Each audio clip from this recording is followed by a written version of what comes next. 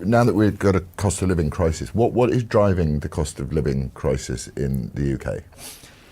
So this is where it gets interesting, because you can assign different reasons to it. So we'll pick an example of, say, energy in a minute. But the core thing is going to be that if you look at the total amount of pound notes, so the total amount of sterling that existed, we call this M2, the money supply. You look at that 10 years ago, it was about 2 trillion. In sterling? Yep. Right. Today it's 3 trillion. So an extra trillion has been printed over the last 10 years. How much is a trillion? 1,000 billion? Yeah. Right. So, well, if an extra trillion has been done in the last 10 years, and half of that has been done in the last 18 months. Yeah. Well, actually, most of it was done at the beginning of the lockdown period. Right. So has that had an effect? What I think I'm trying to ask is, has the lockdown had an effect on? Is the lockdown the primary cause of inflation? I would say that the money printing is the primary cause. So he printed £1 billion a day. So that's, and we're now up to £500 billion quid, I imagine. So is that what's fundamentally driving inflation? So if anything, it was the other way around. The lockdown was useful as a mechanism to be able to say why we are doing all this money printing. So it was more convenient in that case. But yes, obviously, if you create more money, you've got more money chasing the same number of goods and services. Right. So it's going to go up. So, I mean, you've probably seen this effect. So then the price, so you got more, sorry, just I'm so thick about money, and then forgive me.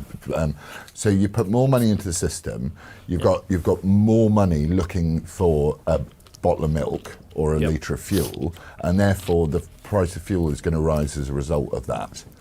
But you were saying to me that inflation, before you said inflation is actually quite good for governments.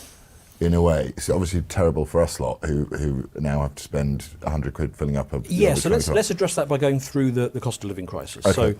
So inflation is up because there's more money in the system chasing things. Yes. Now, when the money washes through the system, it hits things at different speed.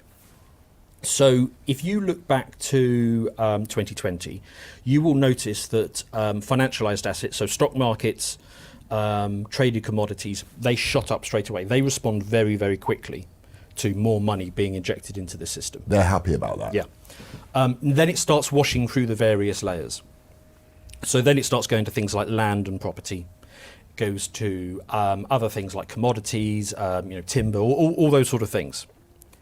Eventually, the inflation washes through to wages. But that takes a long time, and you never get a sort of one-for-one adjustment in your wages to match the amount of money increase. So that's why people get poorer over time. So sorry, go back over that.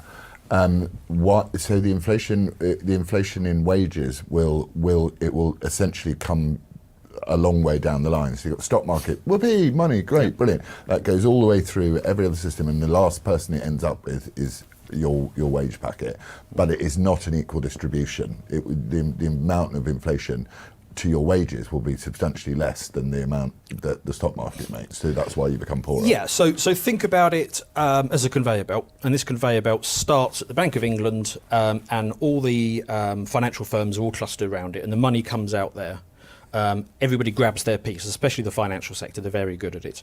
And then it goes through the sort of commodity producers, and it goes through the retailers and the business, and eventually the wage earner is right at the end of the conveyor belt, and there's not much left on it for him when he gets to that point. So that explains why, perhaps our parents' generation, you could have somebody who, not even necessarily a professional career, it could just be a skilled craftsman of some sort, who could easily support a family in a family home on a single wage. And he could reasonably expect to pay off his mortgage in a short period of time. period or something, yeah. That's obviously not the case today. No, I mean, you can't. That's why I don't understand, because nowadays, what is it?